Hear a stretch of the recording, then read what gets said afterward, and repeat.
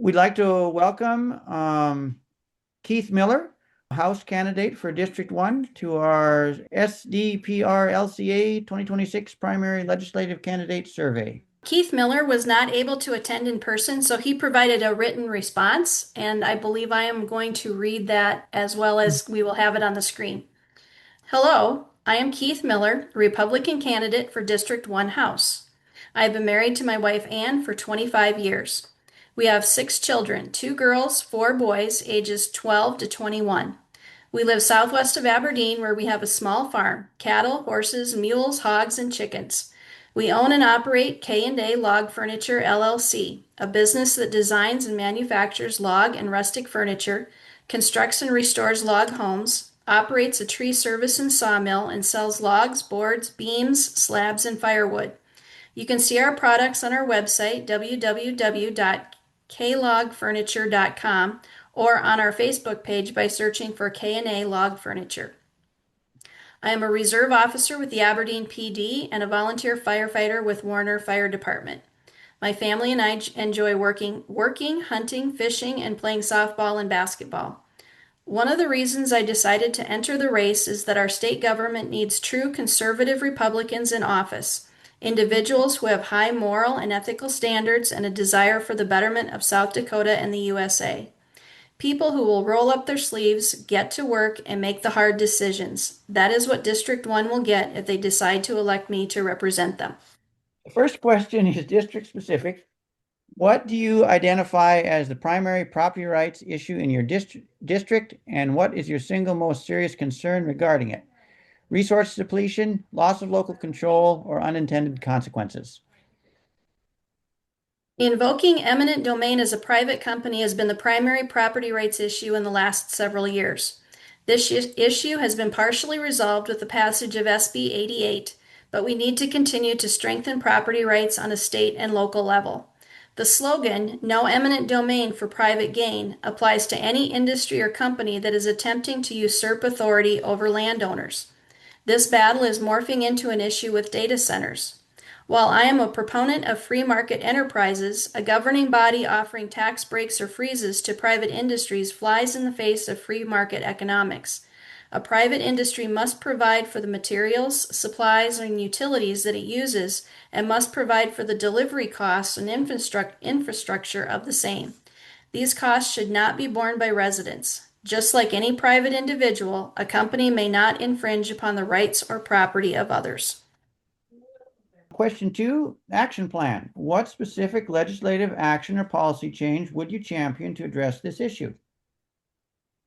I do not have any legislation drafted to address this issue, but I will be paying close attention to any bill that attempts to provide preference to private industry or that allows the property rights to be violated.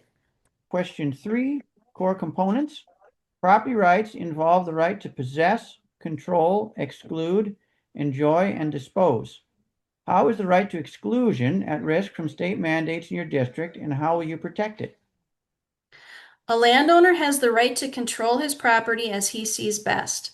This includes building, farming, ranching, selling, etc., but it does not include a use that would adversely physically affect someone else's property. State and local mandates that limit someone's pursuit of happiness with unreasonable bureaucratic restrictions directly oppose our nation's founding documents, namely the Declaration of Independence. Question 4, eminent domain. Under what specific circumstances, if any, do you believe eminent domain should be used for projects owned by private corporations? I am not aware of an instance where eminent domain could be ethically used by a private entity. The only potential use of eminent domain that has merit is the exceedingly rare instance of use by government for a necessary project that has national importance. This must be an anomaly and be very carefully deliberated by those who invoke it. Of course, according to the Fifth Amendment, just compensation must be provided. Question 5, local control. Describe a scenario in which local control is not enough protection. Local control should be the first line of defense for property owners. Elected boards should be protecting the private property of their constituents. Unfortunately, bureaucracy has run amok and can attempt to circumvent duly elected officials, or those same officials are sullied by conflicting personal interests. In instances like that, there should be legislation in place to limit the abuse of power.